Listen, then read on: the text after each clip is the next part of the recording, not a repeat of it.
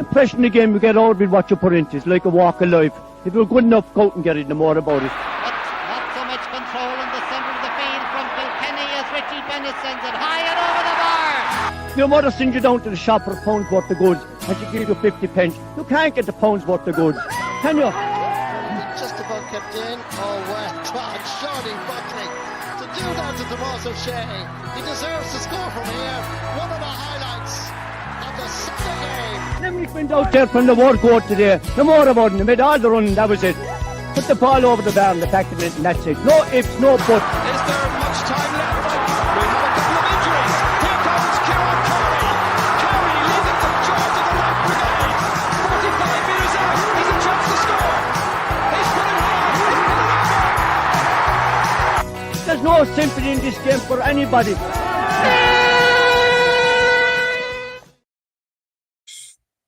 Hello, and you're very welcome to Treaty Talk. It is Tom Clancy once again, and I'm joined as ever by the Weekly Observer and Vale Star newspaper reporter Matt O'Callaghan. Matt, we've, as ever, and as always at this time of year, we've so much to discuss. We had a win in Waterford at the weekend. We had the under-20s crashing out. We've the ladies' football back to winning ways, and we've plenty more besides over the next hour or so. So another jam-packed hour or so of Gaelic Games action. Oh yeah, Tom, it's been fantastic. And you know, it's against the backdrop of a great win down in Waterford, and I know we'll be going into it in greater detail as we go along. And as you rightly said, the ladies footballers had a good win over the weekend, and I'm excited with the two guests that we have on tonight. This evening, two absolute warriors of the ladies' game, one in Camogie and one in ladies' football. They're probably hearing me now backstage, but that's what they are. They have been fantastic servants, both of them. And we have a massive weekend to look forward to. The ladies are involved in the final round of the group stage of the Munster Championship. And if they beat Cork and Neva Vaughan, like that, they'll be into the Munster final. And then we have the start of the Talton Cup. We have the start of the All-Ireland Minor football Tier 3 series where Wicklow are coming to Rathkeale. And then on Sunday, if that wasn't enough, we have an All-Ireland B semi-final with Monaghan, and a novel meeting with Monaghan up in Moorfield in County Kildare. So, you know, there's so much to look back at, so much exciting developments to look back at, and so much to look forward to, Tom. And it's just that time of the year, and the Munster Minor Championships are winding down, but we're still involved in 3 of the 4. You must remember, I know we'll be reflecting on the defeat by Clare in the under-20 last Wednesday, but you know, we're still in the minor football, we're still in the under-20 football, and we're still in the minor hurling. Yeah, not too bad at all. Just before we get stuck into things, so just pass a vote of sympathy, Matt, to the family and friends of Bob Houston, who many would know as a former umpire and referee in the Limerick area, would have also served in Clonlara as well, so formerly of Ula. And I suppose it's not someone I would have met too often, but I've seen him in recent years serving as an umpire with Timmy McGrath, of course, his nephew here in Limerick. And then, of course, he'd have I'm sure, great banter living in Clonlara in the last few years. So I suppose we extend our sympathies to his loving wife and his daughters, Emma, Caroline, Cora, brothers Pat and Sean, sisters Breda, Maura, Margaret, and Annette, and the extended Houston family indeed. So it was sad to hear that last week. We just heard it, Matt, around the time we were recording last week, so we just didn't get the time to acknowledge it. But a very great servant of Gaelic Games in both Limerick and Clare in down the decades. Yeah, absolutely fantastic, and a lovely character to meet. You would always, when you would meet him, you would be absolutely enriched by your encounter with him. And very, very knowledgeable man about Gaelic Games. Was a fantastic referee back in the day. Gave great service. You know, people like Bob Houston, I don't think they're making him anymore. You know, he dedicated so much to Gaelic Games over the years, whether referee and right up till recently. He was an umpire with his nephew Timmy McGrath, and it was so fitting last year, on the 27th of December, actually, at the East Limerick Gales Awards, that Bob Houston was recognised for his services, not just as a referee, but mainly as a referee, but I think it was his services to the GAA overall, which has been incalculable. But he was in fantastic form that night. But then that was Bob Houston. Yeah, he was always in very, very good form, and to put you in good form to meet him, his attitude, and I'd like to concur with your expression of sympathy to his family and the extended Houston and McGrath families, and very, very sad passing of untimely passing, of a man that was a great character and has left a void in the GAA. Yeah, absolutely. Yeah. So, so that's it in terms of Bob. Rest in peace, Bob. And I'm sure someone who'll be missed around the fields of Limerick and Clare, as we know he served so well. Okay, let's come to one of the hot topics in Gaelic games in the last few days, and something that's evolving, it seems, minute by minute. And we're delighted to say we have two guests this week, and it's Maeve McNamara of the Limerick ladies football team, and then it is the Caoimhe Costelloe, the captain of the Limerick Camogie side. Ladies, how are you all, or how are you both, I should say, this fine Wednesday afternoon? Good, delighted to be here, lads. Thank you. Welcome, girls. Great to have you on. Yeah, all excited, sure. Absolutely, yeah. You looked a bit shy there now when I brought you in for backstage, but it's not like the Late Late Show now. There's no drinks or snacks for you, so it's all very virtual here. But anyway, I mentioned the first time in Treaty Talk we've had to cope with two women. Careful now, Matt. Careful, Matt. Now. Careful now, Matt. Cope? No, it's the first time two women have had to cope with us. I think it's probably the better way of saying it. I'll dig us out of that hole, Matt. You're thinking on your feet today, Clancy. Absolutely, yeah. You nearly landed us into there. But anyway, we're here to discuss, I suppose, the ongoing saga. First of all, in terms of the SCART in Camogie, but we're also here to discuss the successes and indeed hopes for the championships for both your sides this season. But the hot topic, as I mentioned, Caoimhe, I will come to you as Limerick Camogie captain. First of all, were you surprised on Saturday evening? I know I was in Walsh Park, and when the news broke that Kilkenny and Dublin had took to the field in shorts, and I know a lot of people who wouldn't tune into the Camogie might be surprised that in 2025 this is still a possibility that ladies would have to wear skirts while playing. But were you surprised by the stance taken, first of all, from those two sides? Not overly. I suppose when the GPA, the report came out late on Wednesday into Thursday, I think it was ominous maybe of the signs that were coming, when you see the percentage that 83% of players surveyed would either prefer to wear shorts or have the option to wear a skirt. And I think that's the big thing. It was the choice. I have to say, very proud of probably the stance the players from Dublin and Kilkenny took last weekend. It wasn't easy. And I suppose being put in the position that they were put in by the referee saying that the match wouldn't go ahead, nobody wants that in obviously that was the Leinster semi-final, and there's things at stake when you think of it. But I was very proud of the girls. It's not easy, but we've been down this road before with the Camogie Association, and players are using their voice, but it's Camogie in the headlines again for all the wrong reasons. So that's probably the most disappointing aspect of it, frustrated. And I know, like you say, it's an ever-evolving situation. I think Cork came out today and have said that at this weekend's Munster final that they're going to be wearing shorts. So it is ever-evolving.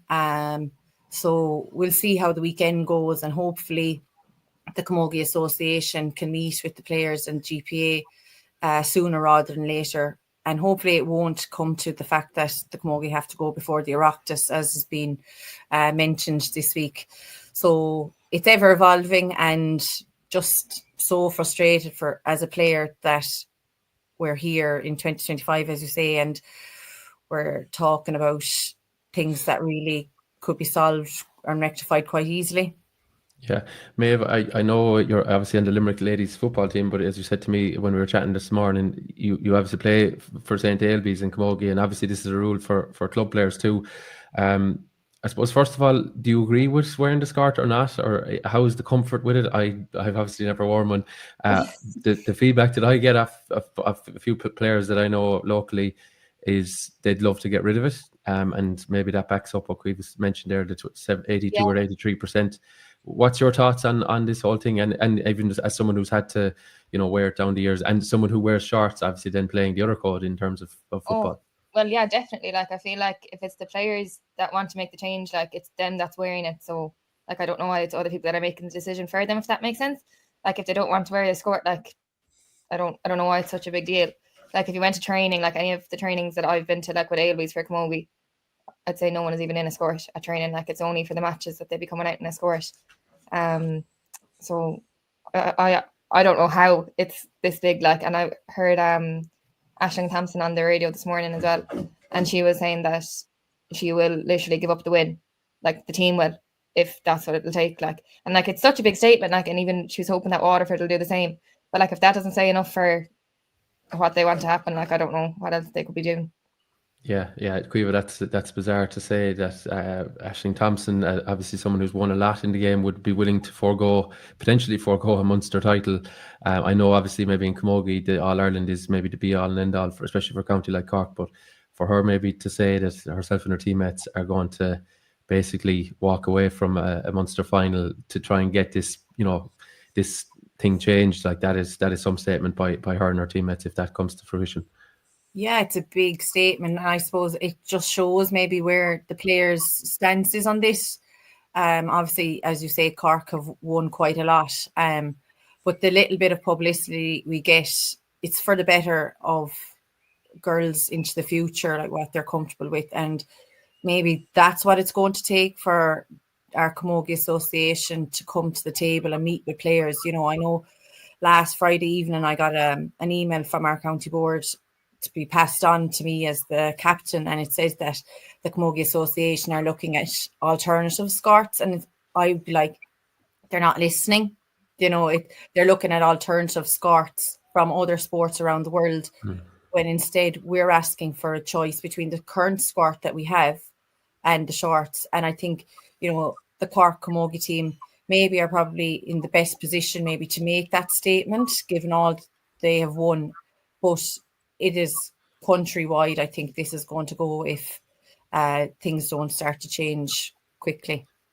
Yeah, Matt, your thoughts on it? Yeah, just like to take up something there, Caoimhe. The Congress voted against dispensing with the skirts the last time, or voted against there being a choice, and that to me reflects seeing that 83% of the players one change or one choice. It seems to me that an awful lot of the delegates to Congress are totally out of touch with what the players want. And I would like to know, because I know there are a certain element of it, there are a certain element of men that attend Congress. And like, I find it hard to understand that men should be voting, right, they have the right as delegates to vote, but why they should be voting to tell women what apparel they'll wear when they're playing. I just can't get my head around it. Yeah, I can't really either, Matt. And I suppose to be mindful that was narrowly defeated a couple of years ago. It wasn't by landslide. So it was definitely change may have been touted with a few counties. But it's just so out of touch with where society has gone. And as I said previously, I said to Tom that, skirts were a thing when the Camogie Association was created 100 years ago. It is not the preferred choice of players nowadays. I go training, my whole team go training, we're wearing shorts.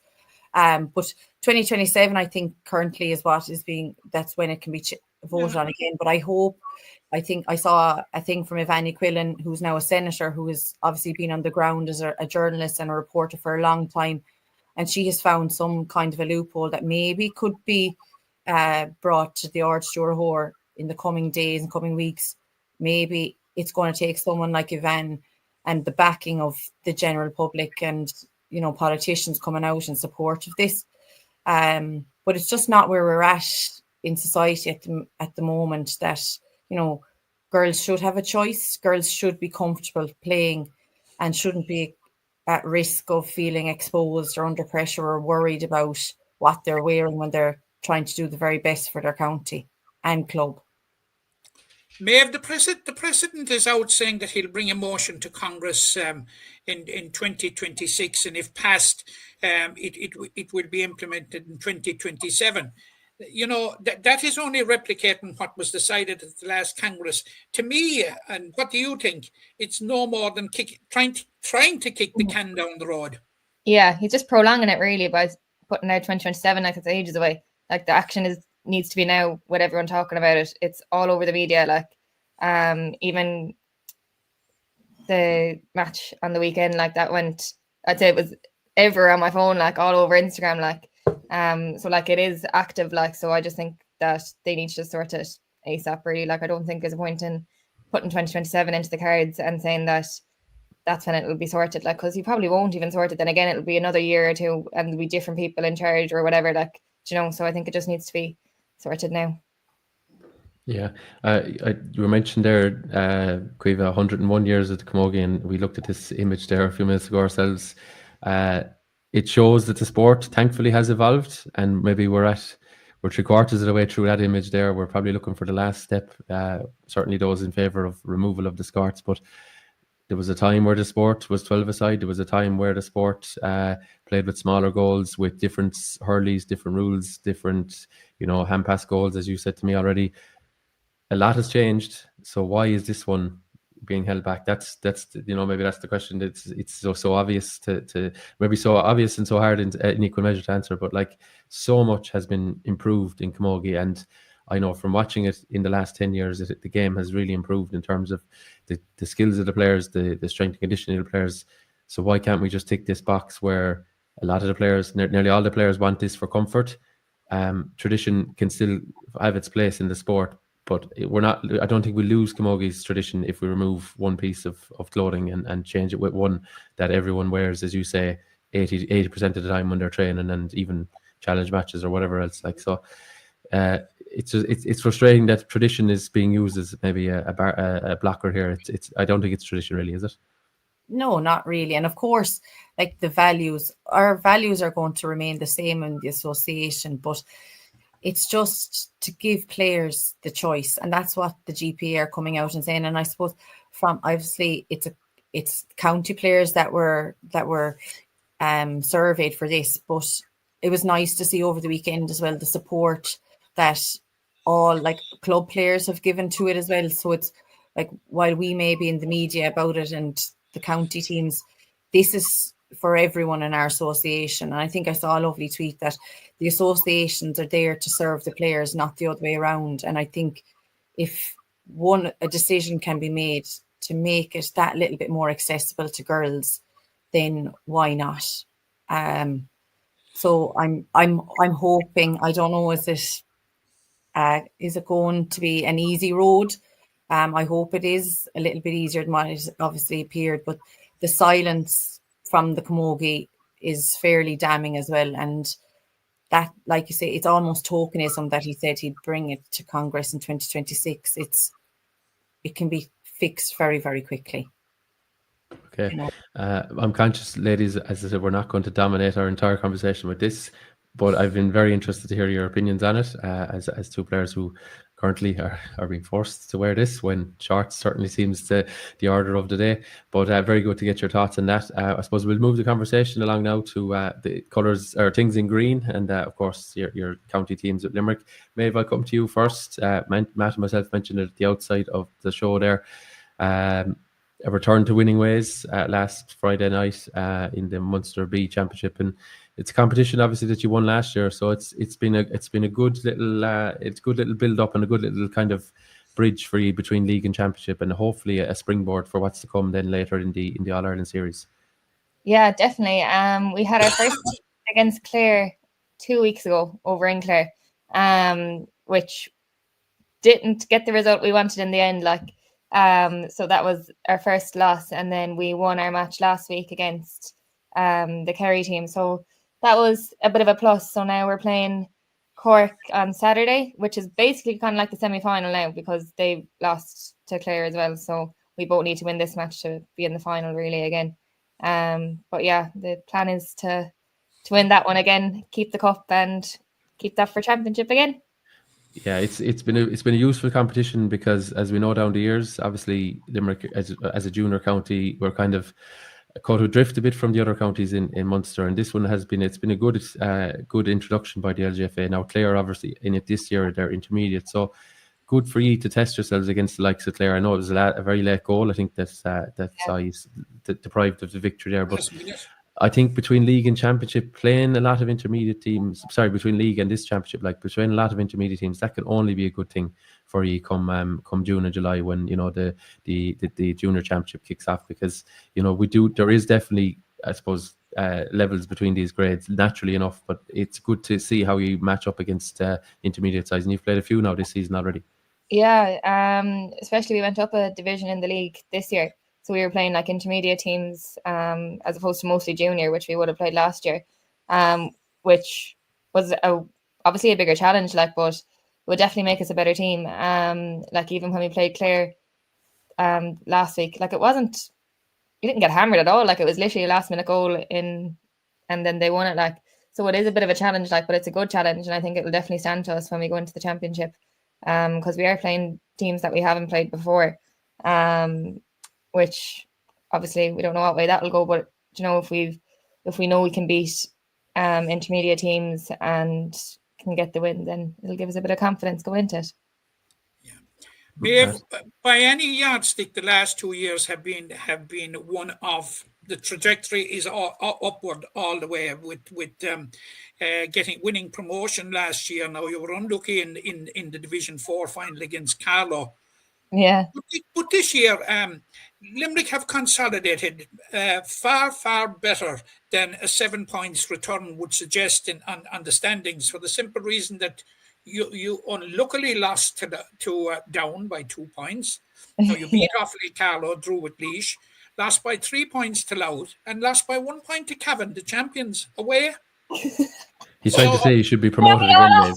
I'm not saying. What I'm saying is that you finished third from bottom with 7 points. Yeah. But, a very, very good performances along the way have been hidden there. Oh yeah, no, we're delighted. With our first year up there, and obviously we didn't get pushed back down again straight away, so that was the first win. But not even to being that far at the bottom, we were pretty happy with it. We did get our few wins, and we obviously got a few losses, but overall performance was very good. And we learned loads from it. We had a good few matches. We were out nearly every week, which did stand to us. And now obviously the Munster can fill in the gap between the championship again, which is ideal, because when that wasn't there, it was literally just training for 10 weeks, and you'd be nearly bored and sick of it, by the time it came to championship, which isn't where you want to be. So, happy now with the league. So we're on our winning ways, that we hope. Caoimhe, if I could return to the Change-Averse Camogie Association. After last year's senior championship charade is what I would call it. Doing nothing about the format of the senior Camogie championship was not an option this year. We had one Saturday last year where there were 6 games played and the average losing margin was 25 points. Where are you on the format? Yeah, Matt, I suppose, unfortunately, we were one of the teams that shipped the heaviest defeat that day. And I remember walking off the field that day and being absolutely gutted. Probably the hardest day I ever put down in a Limerick jersey. Obviously, losing matches here and there, nip and tuck, they are hard. But I just think that day that we played Tipperary was horrendous. It was just so soul destroying because the effort that every player is putting in. I think the groups this year are a little bit more balanced, but in the league, I think maybe the Camogie Association could look at how they do the league, in that there's obviously Division 1A and 1B, and the teams in 1B are at a level together. And maybe, I don't know, I've said it a few times. Maybe there's an option, a little bit like how the Limerick Hurling Championship is done, that there's a senior A and a senior B competition, but yet there's a chance that a team from senior B can make it to the the All Ireland quarterfinal stages or something, as well as being able to compete for, say, maybe a second tier, I suppose, competition. But that's again a conversation for another day, I suppose. But I did think maybe there might have been some changes given that weekend of results, but obviously it didn't come to pass, Matt. Yeah, well, I took the liberty of bringing that proposal to the president of the association, and while he was eating his dinner, asked him to consider it, because I think that's the ideal solution. The way the Limerick Senior Hurling Championship is run, where you have the top clubs playing at their own level, the second tier clubs playing at their own level, and the second tier clubs having an opportunity, A, for promotion, and B, to get through to quarterfinals. Yeah, to me, it was only after that defeat that I actually started thinking about it. And obviously Adair senior B, and you probably have that little bit more interest when they're in there, that you want them to try and win the Daily Cup. But it definitely is an option. I think there's enough teams, there's enough good quality teams that would make up an A side of it, and then obviously ourselves and a few more maybe are in the lower tier of that senior stage at the minute, and it's giving players the opportunity to bridge the gap. And I think winning breeds that little bit of success, and keep players interested maybe for a longer period of time, that that they're more willing to put in the effort when you get some sort of a reward, or you feel like you can compete for silverware. So we'll see now what happens maybe this championship campaign, and see is there defeats like that, and if there is, I think, Matt, it's a no-brainer. They're going to have to do something about it. So we'll see. Yeah, let's see what happens. It's not a bad suggestion. It was kind of swatted away that evening that Matt put it up there, but maybe the seed is planted, Matt. We don't know. Caoimhe, just on your own thing, your own squad and your own, I suppose, building process. You played that game in Thurles against Tipperary. I think myself and Matt were side by side watching it. We're kind of, you look at the scoreboard, and a couple of people were coming in, maybe half watching the Camogie, and they were saying, "Geez, they're getting hammered here," but it didn't feel like that watching it. And I'm not trying to patronise you by any means. Obviously, you lost the game. There's no getting away from that. But like, the goals for Tipperary came, very early. But in fairness, you have a young team, and they did kind of stand up for themselves for long periods in that game. And there was a lot more positives than maybe you'd get if you just glanced at the scoreboard. I think that's fair to say. Yeah, I think probably in the initial aftermath, you were obviously a little bit disgusted that you go down 13 points, and obviously the goals absolutely killed us. I suppose it was the one thing that we didn't want to happen from the offset, was to concede an early goal, and we conceded 2 of them. We conceded nearly 1 from the throw-in, which we're always facing an uphill battle. But I think when we looked back on the video, like, there's definitely times that we probably could have prevented a few of those goals, or mistakes were made that led to goals. But the manner of defeat that Matt spoke about there previously, and I spoke about, that we lost 28 points. We've narrowed that somewhat, but we need to kind of tidy up that part of our game, and we know that ourselves.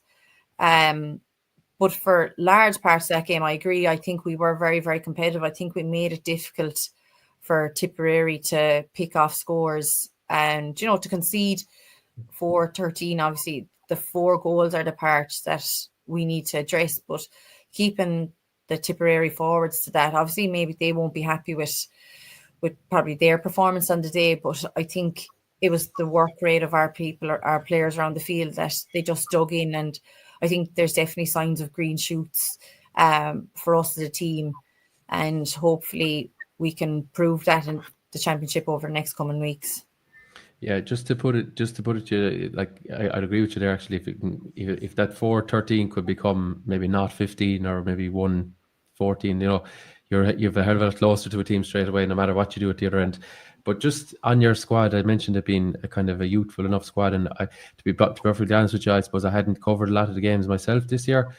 A lot of the names are saying, oh yeah, well, maybe she was on the junior team or had come from maybe recent enough minor teams. You know, the squad really has changed in the last 2 seasons in particular. I think maybe 10 or 15 players, maybe 12 or 15 months ago, and then maybe 4 or 5 months ago, a similar number. How difficult is it for, I know you're there the whole time and there's a few more that have soldiered on. How difficult is it to get that fluidity and that continuity in your play when, you know, players are turning over that regularly? And it's probably, you were touching on it there, that the format isn't helping because girls are not seeing a chance where they can win games. And you know, that doesn't lead to it. And we know, and not to dig up another sore point for things, but you know, there's not the expenses that are there for male players, so it is very challenging for players. So I'm very cognizant of that fact. But how challenging it is when the squad rotates so much year on year. It definitely is a challenge, and I suppose when you lose players of the caliber of like the likes of Marion Quaid and Rebecca DeLee in the last year, that you know they're huge leaders for our squad, and you know it gives. I suppose I see it as an opportunity. There's a lot of girls who have Ashburn medals there in the last couple of years, and I look at Stephanie Wolfe and Alva Larkin, they're fantastic. Like they did unbelievable in that UL Ashburn team, so they can come in and replace those girls very, very easily. But I suppose it's just trying to build the morale and build that kind of bond, that unbreakable bond, that when it's difficult or when the going gets tough in matches, that players know that no matter what, you have their back. And I guess that comes from training, that spending time with each other before training, after training, and then trying to make an effort to meet maybe outside of training as well. Definitely helps. But we've a good group there. I think the last couple of weeks, especially even since that Tipperary match, I think it has even brought us even closer. And hopefully, we can build on that over the next 4 weeks in the lead into championship again. Maeve, if I could come to you, and the Cork game next Saturday. Oh yes, yeah. It's going to be a tough game now. It's a Cork development side, and like they gave Limerick plenty of it in the Munster final last year, but they appeared to have progressed considerably because they were very comfortable winners over Kerry in Killarney, and really put Clare to the pin of their collar as well. How important is it to get a win and get that extra game in the Munster final as you head into what is a tough enough group in the All Ireland series, because in there you have Louth and you have Sligo along with Derry and Kilkenny, but no disrespect to Derry, no disrespect to Kilkenny, but it would look as if it is between Limerick, Louth and Sligo for the 2 positions. How important is it to get that extra game, get a Munster final, apart from the silverware altogether, the extra game in preparation for the championship? Oh, definitely, yeah. Well, it's a must win, really. We know we're well capable of winning, and I think it would just be a kick in the teeth if we did go down and lose that on that Cork game on Saturday. We know that they want it, we want it, but by having that match as a final, and knowing that we've won against Clare and Cork, if we win that, that'll be a huge boost going into our first match on the 1st of June. I think we're at home is it our first match? We're at home as well. You're in Kilkenny for the first match, I think, Maeve. Oh, yeah. So even just to know that we've had a few challenging matches as well, just before the Kilkenny matches, it would it'd be a good boost, because as you said, there's going to be a few tough matches and a few that won't be as hard, we hope. But knowing that we have a few tough ones in the legs, and that we've had enough match time and prep for everyone, that everyone can get their run and time on the pitch, it'll definitely help. Caoimhe, you gave us a great lowdown there of the transition with so many players and so many new players coming in. But there is a bright future for Limerick Camogie. Winning the Under-16 A Championship last year is a massive boost. and with a very, very good minor team this year. I saw them about 3 or 4 times. I thought they were exceptionally good, but there was an extraordinarily good Kilkenny team, as Galway, Cork, and ourselves found out. Like it augurs well for the future.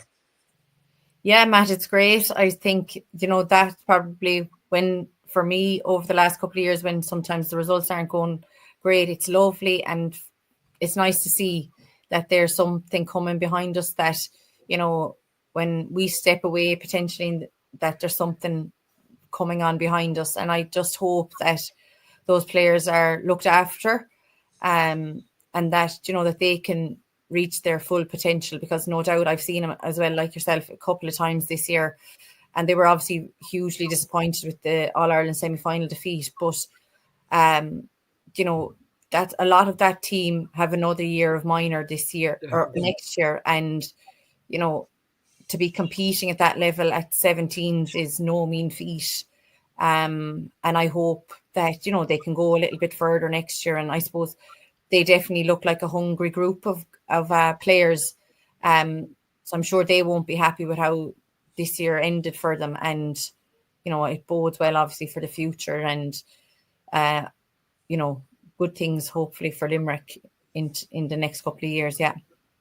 Can I just take you back in time, Caoimhe, to 2014, which was an exceptional year for Limerick Camogie, exceptional year for yourself when you picked up 2 All-Ireland medals. When Limerick won a first ever minor A final, and we won the intermediate final, and we won the junior final. Are you a bit disappointed that that we didn't build on that in the year since?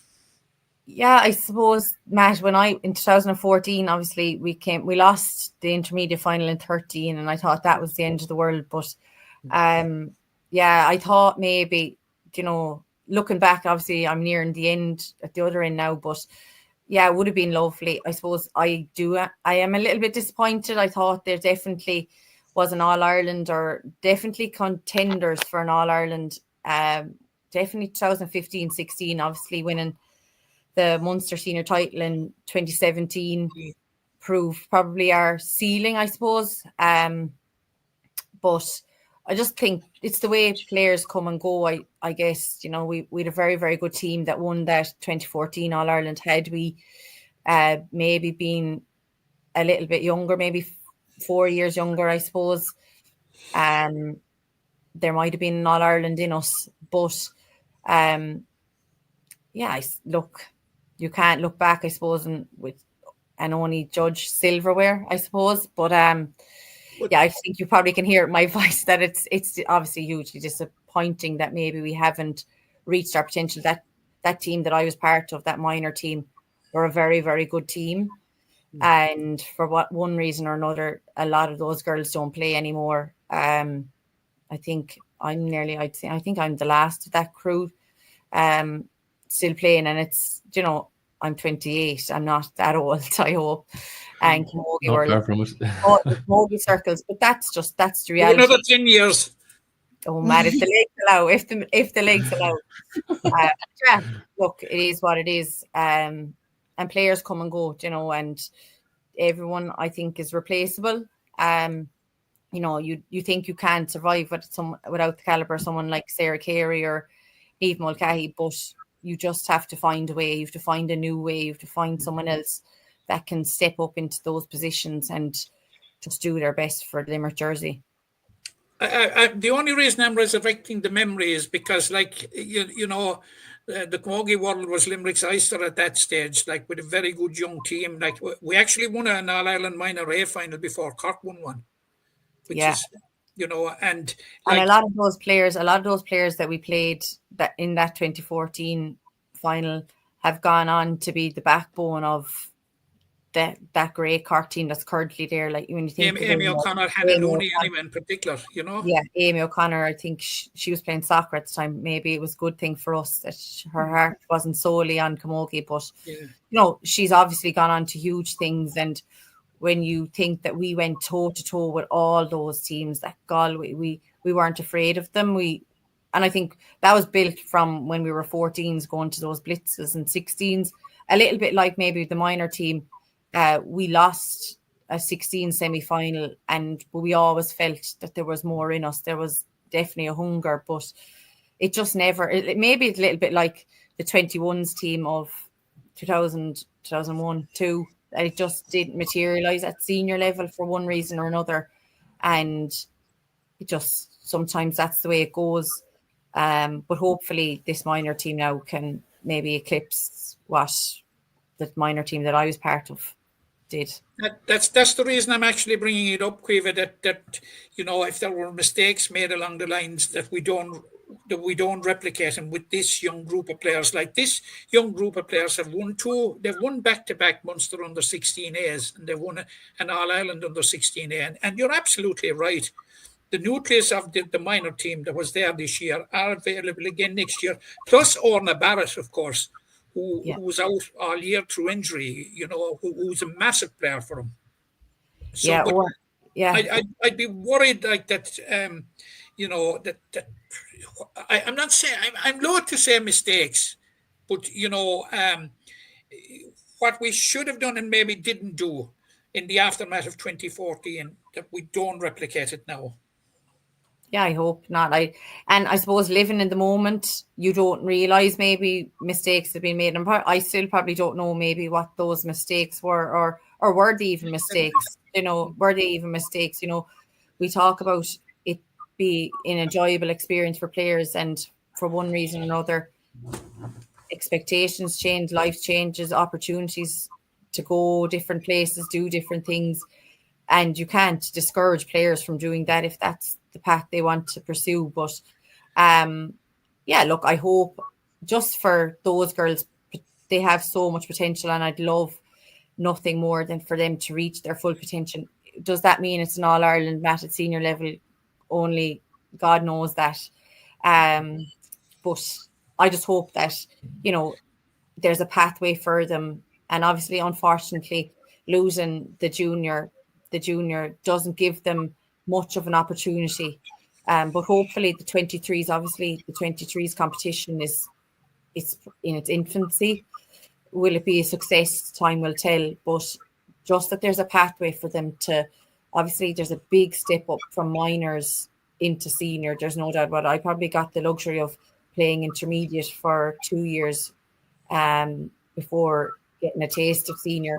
That's not there at the moment for our players. So it's just making sure that they're minded as best we can, really. Yeah, very point, very well made, lads, on that. I suppose, it's hard to see, it's hard to know if there was mistakes made, but it's maybe a case of, can we do everything for this group, these groups coming through? Can you do absolutely everything? And if it doesn't, and you're right, Quiva, it mightn't mean an All-Ireland for them. It might just mean that they are the best under-23s team, or they're the best club players around the place, and the club scene improves. Not every player is destined to play inter-county senior level, as we know. So I think it's just to make sure that all avenues are exhausted so that they can achieve everything. Maeve, just to come back to you there, and I know you're conscious of you're prepping for training and stuff there later. Can you give us an insight into maybe the typical week now of a ladies footballer? I do often say to people that people kind of are dismissive of ladies players and of what they actually do. I know Quiva has a gym session later. There's more than I've done now in the last 6 months anyway, I can tell you. But what's your week look like, and how professional is the setup that the lads Sean and Mike are heading up there? Because I doubt you just turn up to the field for an hour. I'd say there's a lot of stuff being done there with video and S&C and tactics and all things. So tell us a bit about it, please. The typical week would be training on Wednesday, Friday, Sunday, assuming we don't have a match or something, and then gym twice a week, which would be usually Tuesdays and Thursdays. And then we still have we have 2 new stats girls that came to our match on Friday. Yeah, so they're with us now as well. So we have 2 new stats people. We have our SNC Dara. He's joined us this year. He's great. And what else would we do? Do you do much video, or is there clips being sent around, or how? Oh yeah. Oh, I'd be shot if I said we didn't. No, yeah. You look at them all day and night. Yeah. Yeah, no, we do. We definitely get them as well. we get told what to look out for as well. We get them sent to the phone as well, so we can do that in our own time. And then you get the test then when you go to training to see did you watch it. And is all that enjoyable? Like you mentioned testing there and gym, and maybe being able to see your progression as a player in any sport is probably good, because I suppose sometimes you could go out in the field and you could be doing mindless running, or you could be doing this, but maybe if you could see after 3 months that you're now faster, or you're now, able to run for longer, or lift more in the gym, or whatever the case may be. Does that feed into your group? Is there maybe a bit of competition even between players as well to try and help everyone progress together?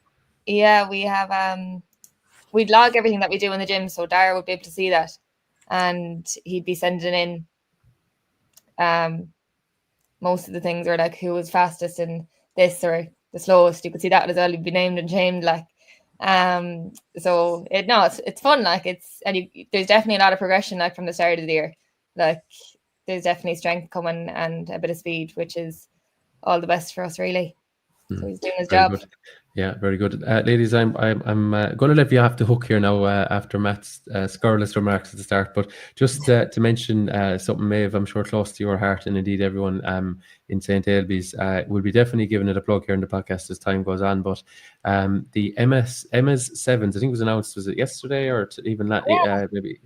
It's in memory of the late Emma Maguire, someone very close to everyone involved in the club.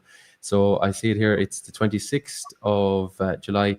It'll be in Ballybricken GA pitch at 12 p.m. start. I suppose it's a fun family day out. A bit of competitive sport in there in terms of sevens, playing ladies football. So a great way to honour Emma, a great way to bring the community together.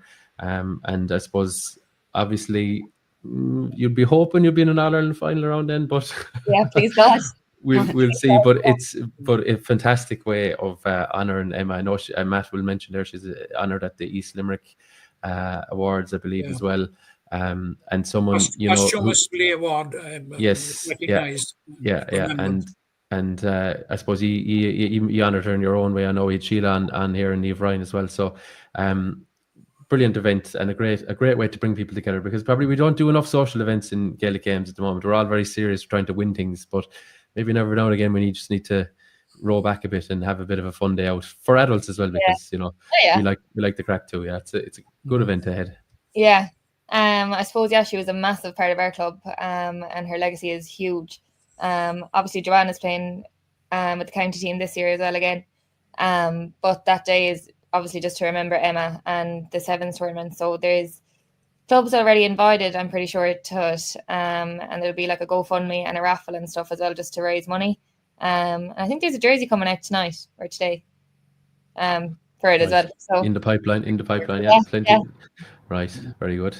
That's it. All sounds very good. Yeah, and I suppose I can't get over these events to bring people together. Like I'd say the exact same point as I said. We just don't do enough of it, because when we go to matches, we're all very focused on matches, whereas this is going to be maybe a little bit slower paced. The main question now, Maeve, to leave you on this, is Cueva and Adair, are they invited now, or are you going for the real football? I know they're more dual club over there, but I'll tell you, Cueva could have been a good footballer.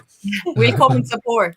No, because just to echo that, I suppose Emma, I'd have known her not obviously as well as Maeve, but just through Sheila, and Sheila used to be the house we used to go to for that socialising after matches, and Emma would always be a very willing participant. So I think it's great that she'll be remembered. And I suppose even I have a Melbourne jersey here that they created 2 years ago for her in her memory. So no, it'll be a great day out. And if we're not invited, we'll definitely be there. Because very good. You'll be looking for a few refs or something, Quiver. You might have to step in.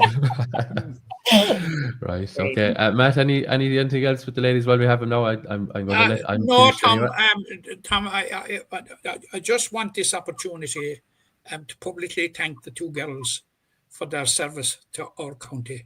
They're not done yet, Matt. They're not done yet. No, they're not done. You're tiring us, Matt, are you?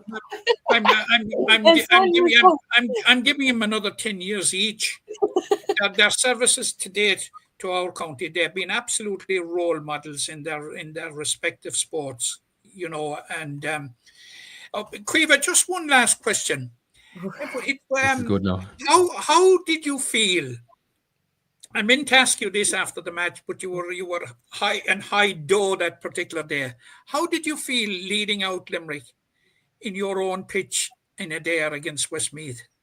Oh, it was love. It was so special. I think I did say after that day that if I could play in Adair, I'd retire happy, and it was lovely. It was I'm glad we got the win that day, because obviously playing for, this is my 13th season, I think, and to be able to do it, obviously the boys don't get that opportunity, and it would have been lovely, I suppose, for Declan to be able to do it, but to have been able to lead the girls out was so special, and to have so many of the local girls was even more special. I think meeting some of the girls that I teach after school, that's what it's all about for me. I think, trying to pass it on to the next generation, and I'm just glad we got a win, because I'd have asked for another match if it hadn't gone the way our play. I'd have asked it there again, could we do one more?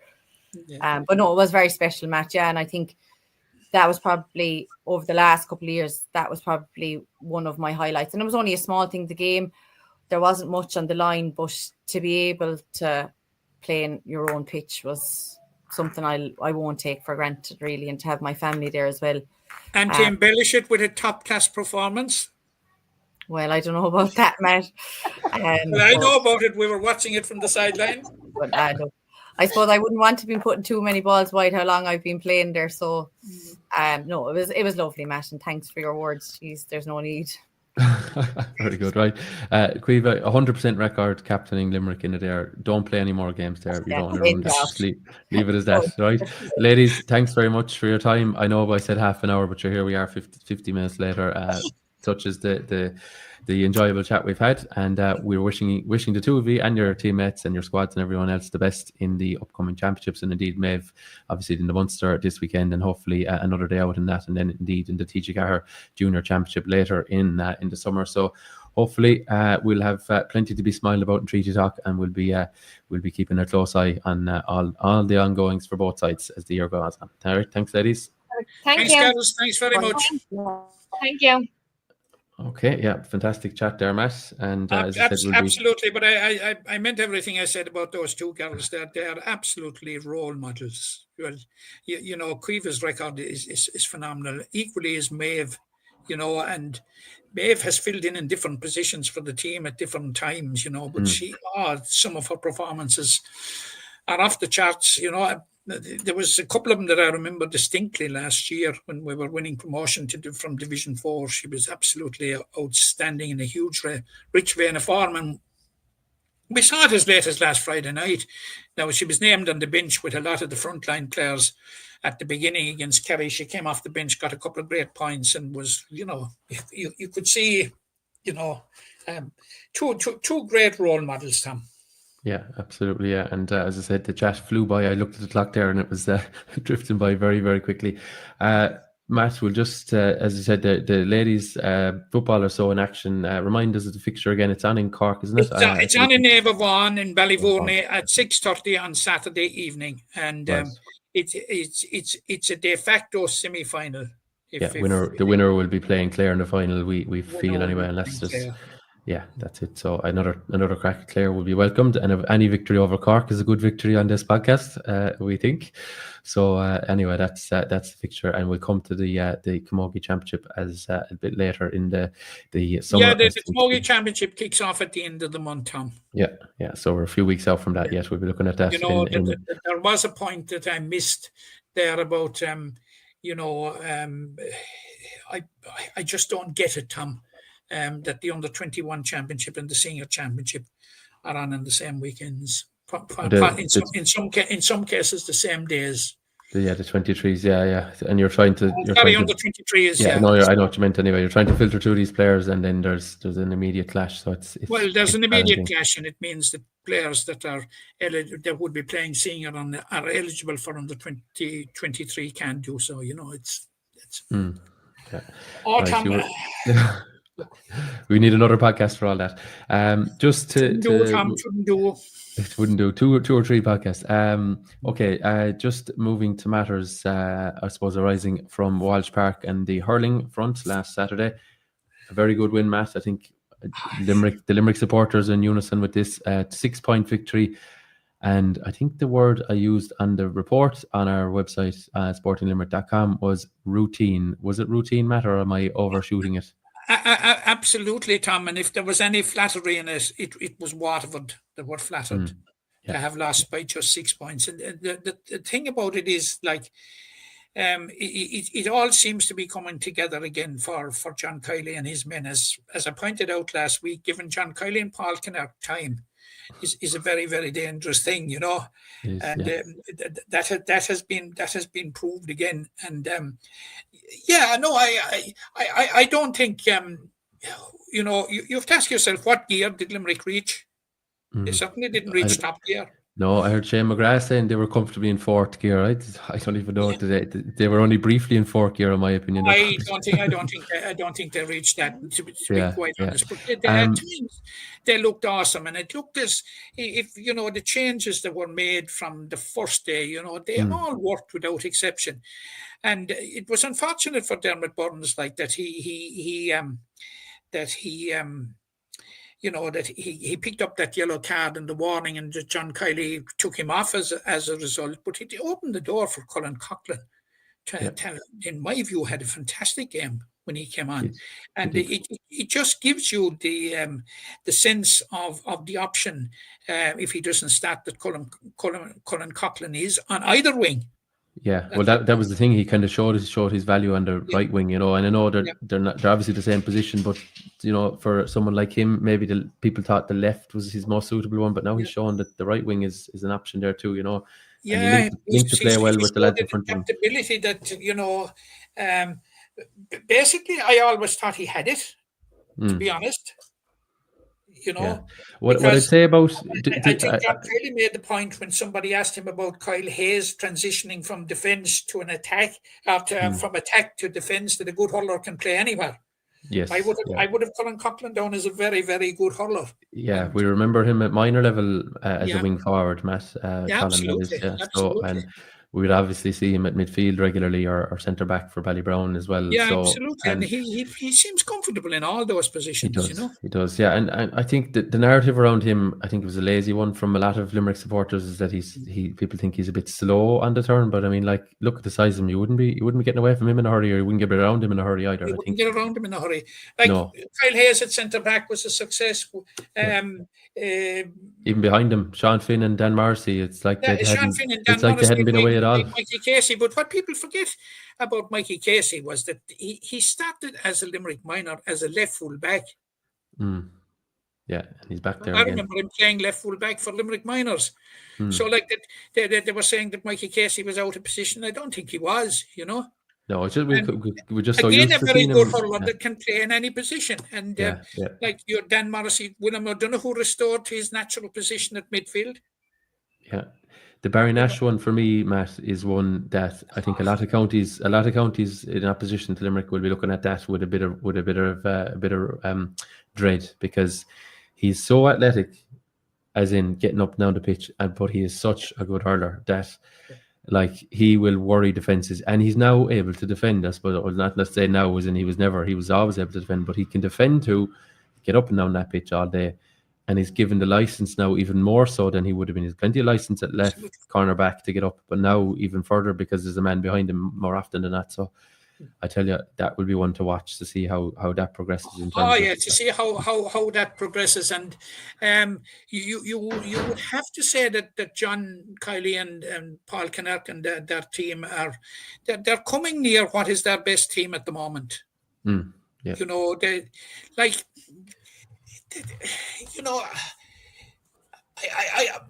I don't know what gear they were in, but they were so comfortable, Tom. Yeah. Right from the start, you couldn't see Waterford at any stage during the game laying a glove on them. No, and then Waterford did get back to 2 on a couple of occasions, but Limerick again able to put the foot in the gas. Able to drive on. I thought Aaron Gillan showed signs of being back towards his best, and Shane O'Brien again. Shane O'Brien is playing like a veteran inside forward. Another huge performance. Adam English, but look, what about the King, Cian Lynch? The wizard of the well. he's scored 4 points in the 2 games. He's directly set up another 8 and has been involved in so much more besides a But couple Tom, of the flick, pickups. Yeah, the flick. flick Yeah, in 20 meters from his own goal, like, be honest, like, yeah. that's not normal. Like, nor was Gerard Hegarty's flick and over No, the bar. that was, and the thing I loved about that was the roar that got, because Gerard Hegarty, I think, for Limerick supporters, Matt, and we kind of sit at these games and we kind of sit calmly in our seats and we're more people watching than anything. We don't be jumping around when we're in the press box, as is the custom.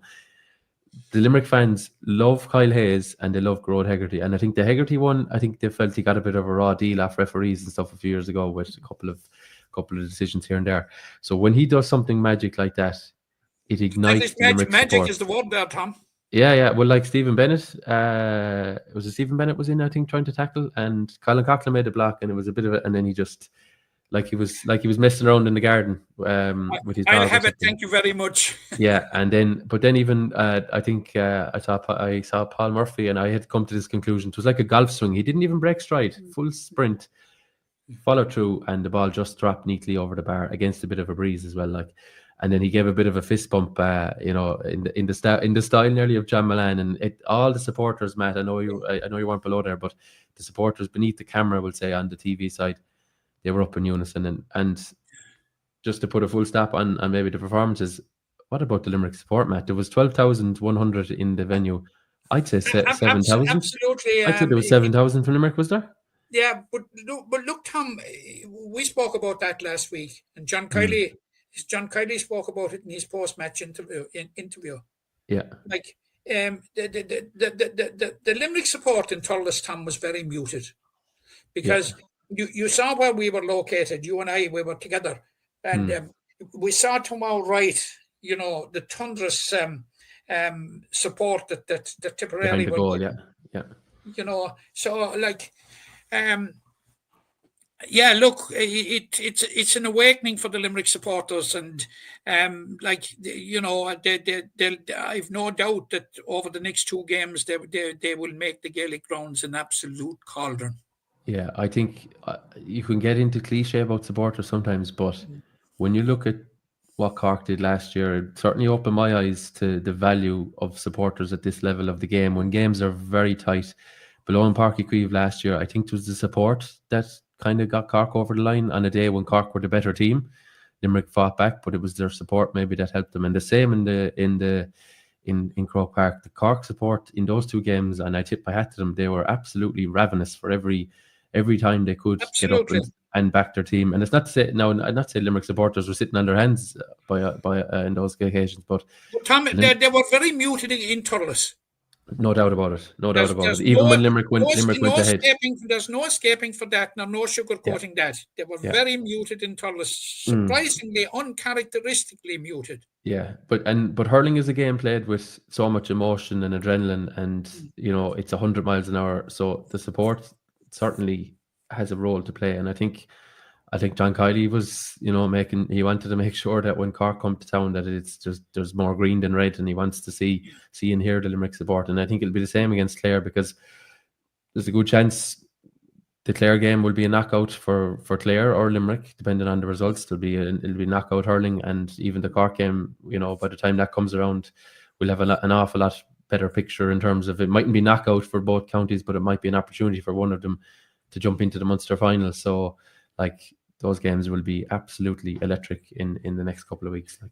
Well, what is almost certainly a knockout game, Tom, is Tipperary and Clare this weekend.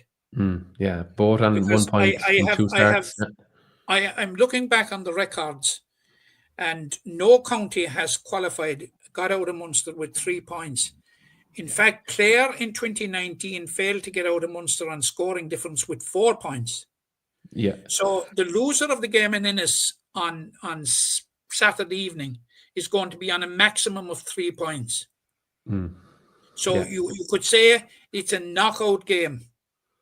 It kind of is, yeah. There's a very slim possibility where you'd have 3 teams on 3 points, but I don't even want to go into that now. You have to get to 4, especially when everyone got a draw the first day. And well, Waterford didn't, but everyone got a draw basically, so it kind of pushes the threshold up a bit, and then Waterford got a win the second day, so that meant everybody had a couple of points or a point, and obviously now Limerick have won. I can't recall the exact number, Matt. An away win in the Munster Championship in this format they've been slim enough on the ground now. I think Limerick and Clare are kind of the leading. They have been almost leading like proponents of it. in-state, you know. Yeah, I think is it something like 17 out of 55. It could be slightly off with that number, or maybe, it's around about the quarter mark. Like, you're absolutely. I didn't even think there's that much, but perhaps it is, you know. But you're looking at 1 and 3 at the most, anyway. I would say. Yeah, I suppose the point is you can't ignore Limerick winning away to anyone, and Waterford in the last 12 months had beaten Cork at Mulch Park, they had drawn at Tipperary, and they'd beaten Clare, and they were looking to complete the set in a way, and Limerick kind of swatted them aside. Just to touch as well on the management. But Tom, I'll take your point in a second. But you know, I was saying last week in the podcast when we had the Tom and Richie McCarthy in here with us that Waterford coming, they were very, very near last year. I honestly think they have regressed a small bit now when I put the whole package of 2025 together. Because if you take the win over Clare, a Clare team minus Conor Cleary, Dermot Ryan, Shane O'Donnell, Tony Kelly, you know, and the expectation would be, and now, and I've seen a lot of the narrative about the 6-day turnaround and all that sort of thing, and Limerick coming in fresh with 2 weeks. But I think overall Waterford will be very, very disappointed, and it was a disappointing day for Waterford and for Peter Queally. You know, I'm not so sure that they have progressed so much from last year.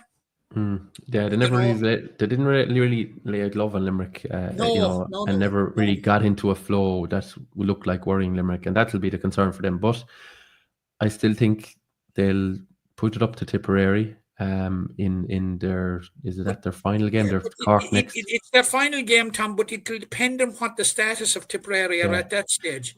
Yeah, because if Tipperary are languishing on 1 point, they'll be out of the championship. Yeah, and they can jump to 4, and that's the thing. I know we had the converse there. Was it last year or the year before, where Waterford had nothing? They went into Thurles and 2023. Yeah, and put Limerick in the Munster final. Yeah, I think.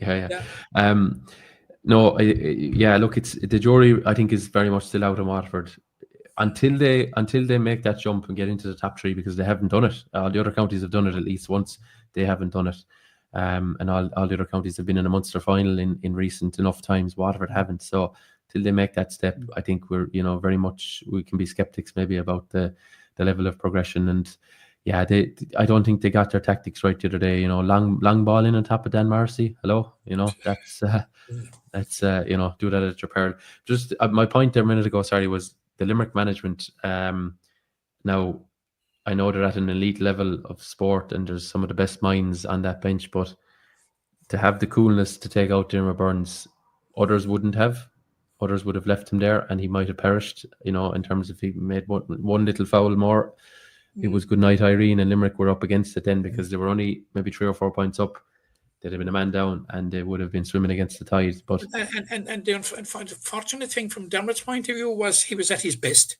While he was on the field, scored a huge point in the first minute. I committed 3 fouls now. It pulled down Stephen Bennett, had I think a flick on Desi Hutchinson, and then had that kind of arm tackle that I think Limerick management aren't happy. I think they were kind of insinuating that the Waterford player went down quite easily on it, but nevertheless he was playing with fire there at that point. It was playing with fire, and full credit to the Limerick management. But we've said it so many times, Tom. We're not surprised.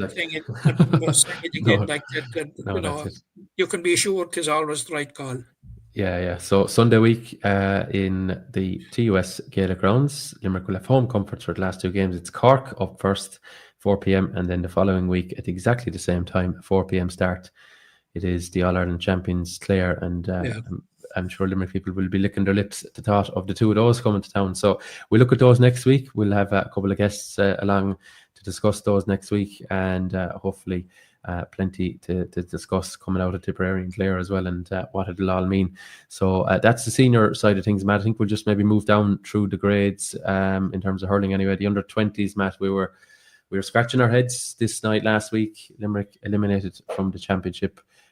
Clare scoring 17 out of 18 shots, I think, in the first half. Limerick kind of rallied in the third quarter, just couldn't get it done, and Clare ending up on the winning side for a finish, and Limerick out of the championship despite beating favourites Tipperary in the first round, only able to add one more point with a draw away to Waterford since then. So, but frustrating. Frustrating, Tom, is what describes it. Just to recap on the championship, like that, there was that great win over Tipperary in the first round, who in my opinion are favourites to win it, and it spawned so much optimism, for a very good season. And then it looked going to Waterford, who haven't won a game in the championship since 2022. That it was set up to have 4 points from your 2 games away from home. Yeah.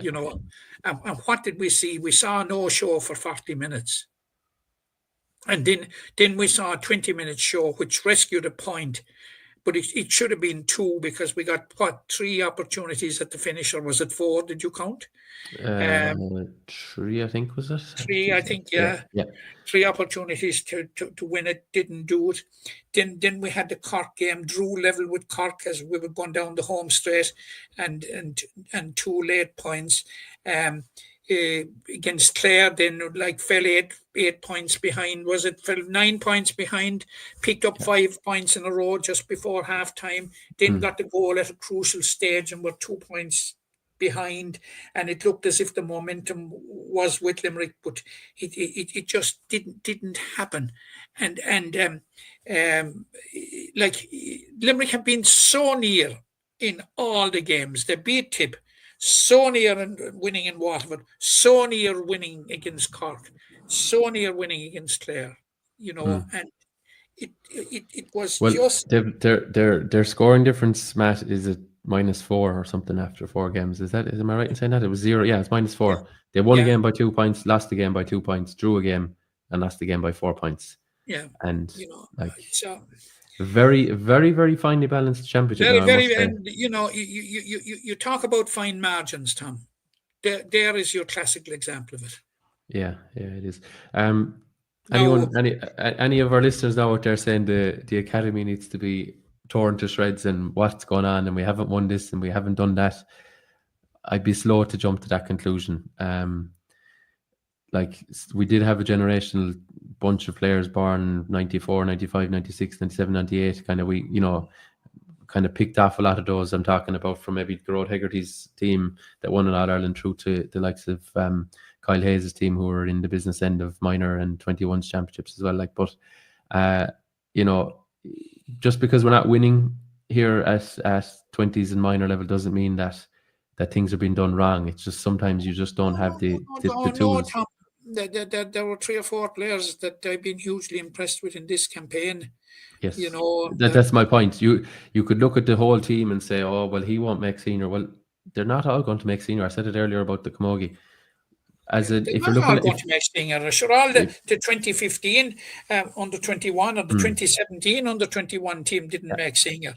But you just want to trickle the whole time of talent, and you want the guys to be best prepared to make that step. And if they make it, they make it. If they don't, well, you've done everything in your power to do that in terms of S&C and tactics and all, everything that has gone on. There are 3 or 4 players that come to mind very, very quickly without thinking that I would say we would have availed of the pathway to senior hurling, and we're going to see him at a higher level. There's no doubt about that. And a lot of that panel that we saw last week are actually eligible next year as well. So we'd hope another season with them, with their clubs at whatever grade they're playing at. Some of them will have 20s championship with their clubs as well, and then rolling into a new season and starting afresh. There's optimism there. They're not very far away at all. They beat Tipperary as well, who I think every team in the championship will find difficult to beat, and they've done that. So they've shown, and some of these lads who played minor beat that Clare team, who ended up winning an All-Ireland as well. So year on year, not a million miles off. It'd be worrying if we were getting beaten by 10 or 15 points at these levels, but we're not. We're very No. much. There was good hurlers. They're not all potential senior hurlers, Tom. No. But Just we could, call a spade a spade. but you can always get a bolter like You can a late developer. Yeah, Aaron Gillan is the classic example. I don't think It's the classical example of it. But there are others there. There are others in that under 21 team which I was hugely impressed by. And I'm slow to name names, but I have to name Darragh Langan. I thought he was outstanding throughout the entire campaign. Yeah. When he went back to centre back the other night, he certainly. He made a huge difference. It was a huge leap of faith on the part of Moan Lean to put him in centre back in the senior championship last year. Yeah, and to persist with him. 18, 19 years of age? Their jolly good reason for persisting with him was that he was damn good there. You know. Yeah, and we've spoken here already. We've spoken here in the past about Sean Casey. Yeah, the man behind him as well. Sean Casey had an excellent campaign, and he's one of those players that's underage again for another year. Yeah, the man behind him as well, Fionn O'Brien. In the goal as well. Absolutely, didn't put a foot wrong. Yeah, and then up the field, then obviously the likes of Dara Furland, Robbie O'Farrell, Matthew Fitzgerald. These are names that we're always talking about. Flanagan, yes. The future is bright. What about Fintan Fitzgerald? Yes, yeah, we could go on. I suppose the thing is we'd hope the players we've named and a few more besides now can take another step for themselves, and find another level. And there's definitely levels, a couple of levels more in a lot of those guys. And it's just a case to see. Look, I wouldn't be ripping up the script. We're competitive where we need to be, and sometimes you just need that bit of luck that maybe didn't come Limerick's way on the evening. Did a couple of great goals. That's the point we made at the outset, Tom, when I recapped on the championship. Yeah. And it was, and you added to it with -4 after losing 2 games. Yeah, very, very tight margins indeed. The minors, so Matt, do we know their fixture yet? I don't think we do. We don't. We're still waiting, right? So they're playing Leinster opposition anyway. I think it's the last weekend of May or sometime around then anyway. It's penciled in for. So we'll come to that for Donal O'Grady's side, Dodge's team when we have it. I think that's it on the hurling front this week, Matt. We'll come to the county leagues and all that when it's at the business end of it. I know they're being run off in quick fashion now in the last few weeks in the good weather. We're down to the semi-finals and the divisional finals section of it now, and we'll soon be on to county semi-finals and finals, which I think that we're down to the county final in the intermediate football. Is it Galway and Clahan? I have an idea that one has progressed considerably. Yeah, we'll come to them as they're near the final stages of them. Football. We'll look at the Tailteann Cup in a second. I think we'll look at the minors in action this Saturday. Now the Tailteann Cup has been moved to Newcastle West, which gives room for the minors who are playing Wicklow. Bit of a unique one, I suppose. That's what when you tier these competitions and you finally get to see minor teams playing other teams outside their county. That's on in McNeville Park.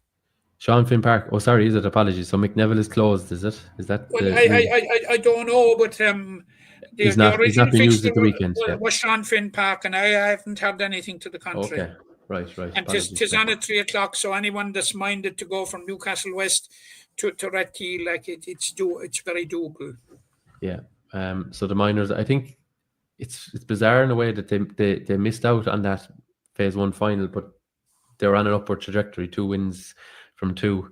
Now you're kind of shaking your head there because Tipperary absolutely snatched it from Clare and ended up winning then the final. Won the Darcy Cup by beat Clare by 2 points after extra time on Monday night.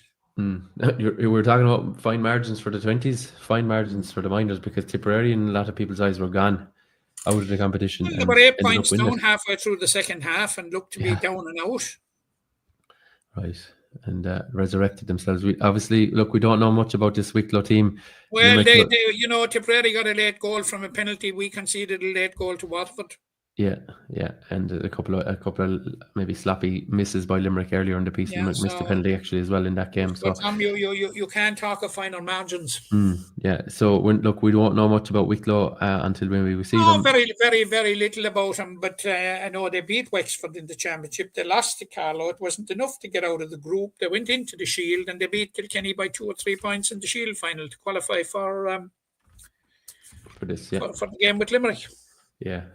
So look, I think So, like you could say that they didn't root up any trees, like, but they they still could be formidable, They could. Yeah, look, it's minor. I think there's days where lads will have a good day and not, and they're all learning on the job, as to say. I just to come to you, Matt. At the time of recording, at the time I'm looking at this, it's down for McNeville Park at 3 p.m. I know you've said Sean Finn Park, or the Bog Garden, as some people would know it, has been mooted, but according to the GA's own website, it's down as McNeville Park.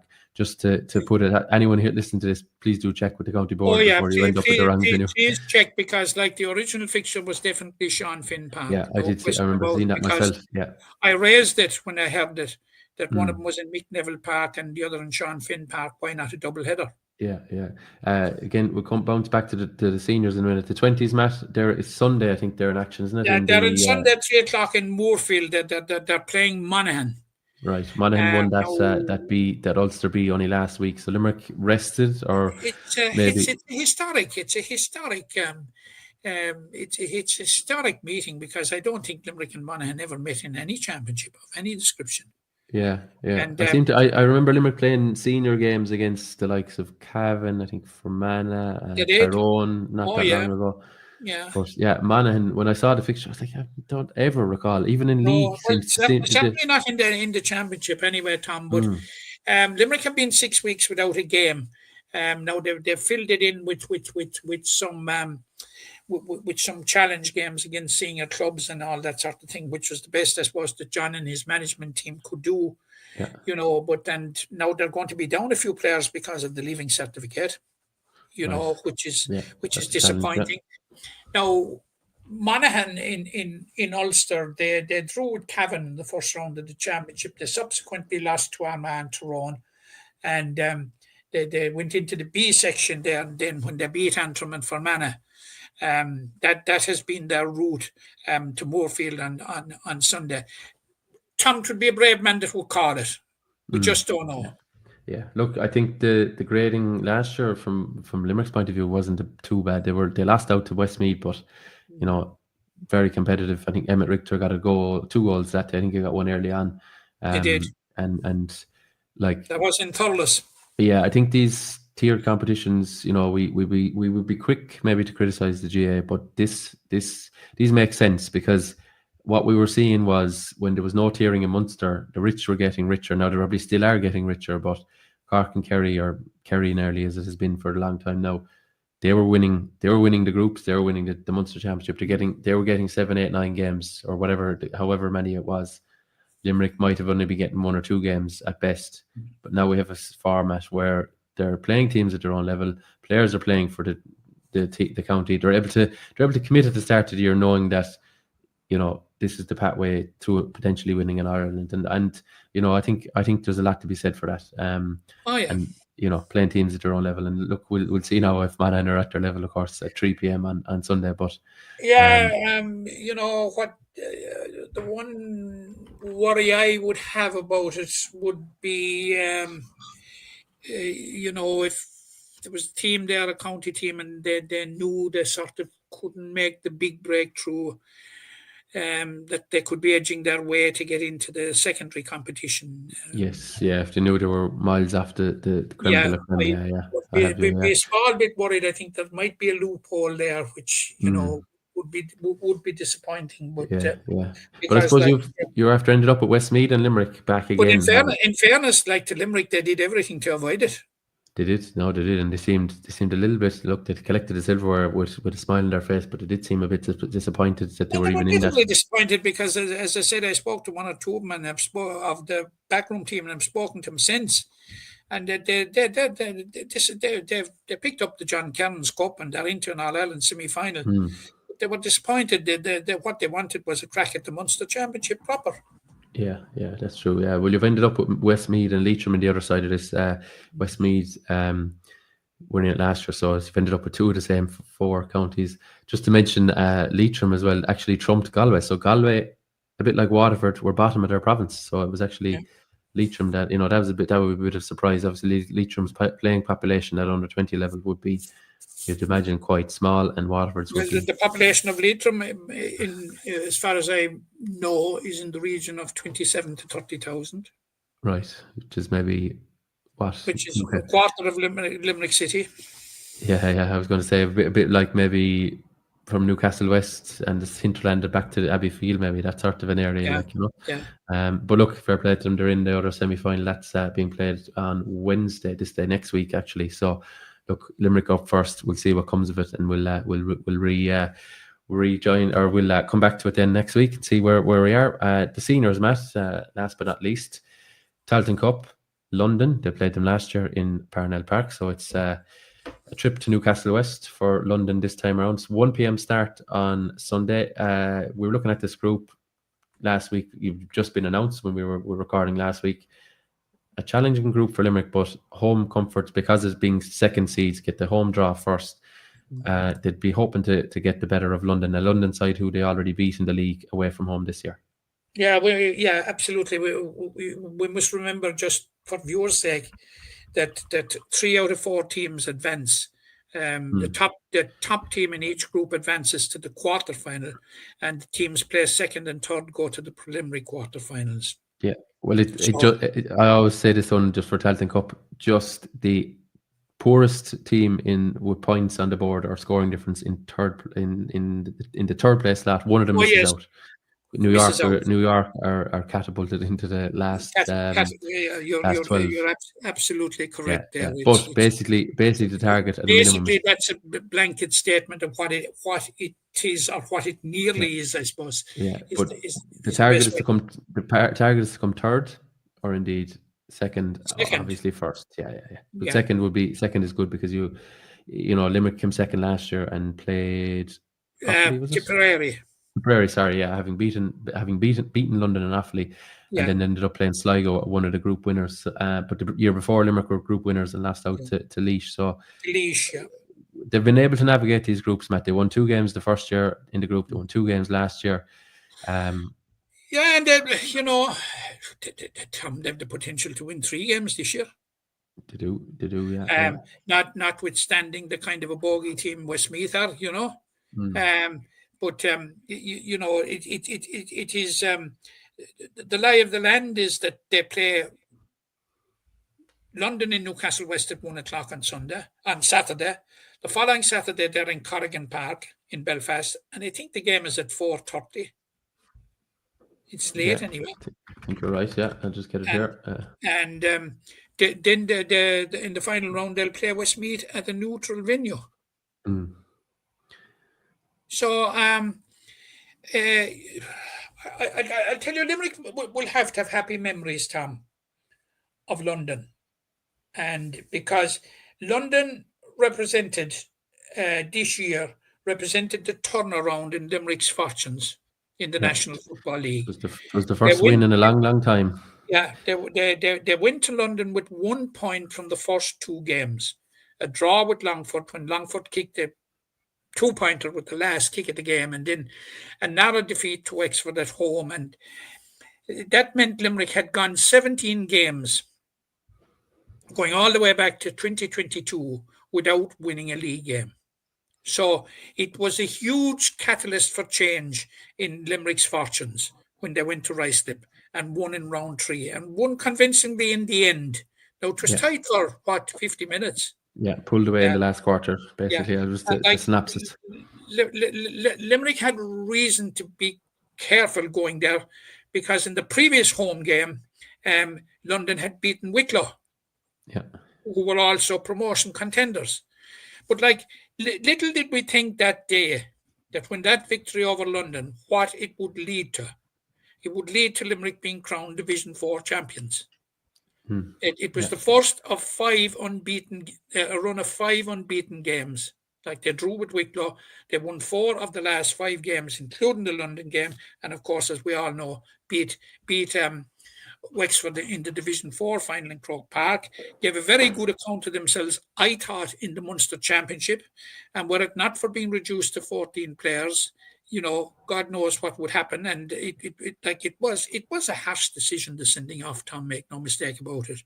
And but Limerick are in a good place. And I'm expecting that they will beat London, Tom. Yeah. They won't get it all their own way, far from it. And Jimmy Lee is reporting an almost full strength squad. Yeah, I was just going to say that's very important, because we've seen the value of Limerick's bench. We saw it in the league final. We saw it in a lot of those league games in the run-in. Like, if Limerick have their best 20, 26 players to choose from on the day, well, I tell you, there'll be a match for anyone at this grade. I don't think there's any doubt about it. That's it. Like, and the new players, a couple of new players that have come in this year. I'm thinking of the Abbeyfield contingent and Darrow Hagan and Jason Hassett. Like, he's making ripples. Sean Clancy. The O'Shoe Crews were there last year, but they've certainly. Now, Darrow Shukru is going to miss out. He's injured and he's going to miss out. But like, you've Danny Neville, like, who's if you can have the luxury of Danny Neville on the bench, which we've had in a couple of games lately, that is a luxury. It is really a luxury. It was Peter Nash coming in off the bench in some of those games as well. Peter Nash coming in off the bench, we're in a good place now, Tom, and that's why I've had people saying to me, and I'm disappointed when I hear it. And anyone that's minded to say the same thing to me, don't bother, please. That we'll beat London, and that'll be enough to get us through. By the way, we won't beat Antrim, or we won't beat Westmeath. I don't subscribe to that narrative at all. Very silly way of looking at it as well. I think Westmeath have been relegated from their division. They're not in the habit of winning games this year. Then they lost to Kildare. Antrim put it up to Armagh, the All-Ireland champions, in fairness to them. But were they relegated as well? They gone back to Division 4? I think they are, Tom. Yeah. So, like, why should the farm team of the 4 not fancy their chances of getting 2, if not 3 wins here? That's the point I'm making. And we have all this thing about Westmeath being a bogey team, and they are. Let's face it. But those things have to end somewhere along the line. Yeah, and you don't know by the time you come down to the third game where Westmeath could be in peril, or they could be comfortable, and could be then it could be set up lovely for Limerick if we're in a neutral venue to try and claim the points in that day. But look, I think in this format you got to get yourself to 4 points. I wouldn't be looking at 2 points as the way of doing it. No, if you get yourself to 4 points, you're absolutely safe from the pressure of New York. Yeah, exactly. Yeah, well, and you'd likely have the better draw as well, of course. You'll be at home. Home advantage. Yeah. In the preliminary quarter final, and then which would be very important. Yeah, we saw that last year with Limerick as well, because they ended up coming second in the group. No, I think they're in a good position for this, and I think realistically that group, a lot of them are they're many years at intercounty level, the likes of Ian Corbett, Danny Neville, Peter Nash, just to name a few. Like, they're not going to be waiting around just to go through the motions in this competition. They'll want to try and aim for Croke Park on the semi-final or even the final of this competition. And look, you probably need a bit of luck here and there along the way, but they're not going to be waiting around all summer when the weather is good to be just plodding along in a Tailteann Cup group. They want to knock on the door of winning this season, and try and go all the way. Okay. So 1 p.m. Saturday Newcastle West. Yeah. Tom would make the same appeal that we make every week to the Limerick fans. The football Tailteann Cup match is taken back to the heartland of Limerick football. Yeah. Come out and support the lads. No hurling on this weekend as well. It's not clashing with any major TV sporting fixtures. Nice and early, hop along, get into the car nice and early, out there for 1 o'clock, a couple of hours. And I tell you, if you haven't watched much football since the new rules, and maybe your kind of your view of football is maybe in the last few years, watch this game now, and I guarantee you'll see a 100 miles an hour kind of a game for a lot of it, and hopefully plenty of scoring from Limerick as well. Go with it, I appeal to the people to come out and support Jimmy Lee and his management team. They're doing a great job, working extremely hard. We can see the progression they have made. Definitely. Which is fantastic. They have Division 3 football to look forward to next year, and like the Tarleton Cup, Limerick have performed very admirably in it in the last couple of years. Yeah, they have indeed. Yeah, and they were heading for 4. Well, they won 3 games in a row in it last year as well. So almost unprecedented, I think we had on this podcast. Okay, Matt, anything else on the agenda this week? I know we've covered plenty in the 90 odd minutes. No, Tom, that's about the limit of it. That's about the limit of it. I've no more grenades to throw in it, I don't think. It is a busy week. Like we have 4 football games in 24 hours. Yeah. Like three men and 1 ladies, and all important games. Wouldn't it be lovely, Tom, if we got 4 wins? Ooh, wishful thinking there now, but I tell you, it would be some boost for all involved if you could see. Yeah, 4 wins, and what would it mean of an All-Ireland final for one of them as well, of course, final, and a Munster final. 1 leg in the knockout stage of the Tarleton Cup, and then the ladies would be in the Munster Senior B final. Wouldn't be bad. Nice. Yeah, I'm happy days. Absolutely. Okay. Well, I'm after getting a text to put the bins out, so we must call it a day, Matt. Right? And the dog was very quiet today. Yeah, they're out in this good weather, and I think we should join them too. So thanks a million, folks, for listening. I have a gadget here, Tom, for muting all sounds other than myself. So you need that for the dog, I think. Oh, brilliant. All right. Slán go fóill. Thanks.